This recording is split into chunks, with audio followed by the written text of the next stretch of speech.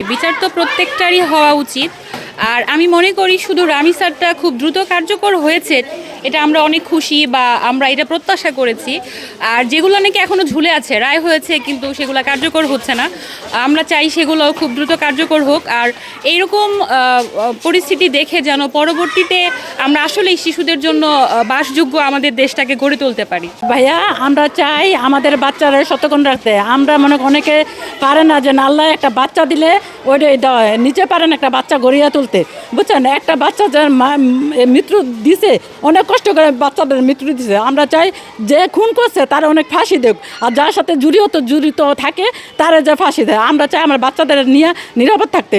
মা চায় একটা সন্তান নিয়ে নিরাপদ থাকতে, আর একটা সন্তানও চায় মার সাথে একটা নিরাপদ থাকতে। যে এইভাবে বাচ্চাটারা খুন করছে তারা যেন শাস্তি হয় ভাইয়া, বুঝছেন? আমরা চাই যে অন্যায় করে আর যে অন্যায় সহে প্রত্যেকেই সম অপরাধী।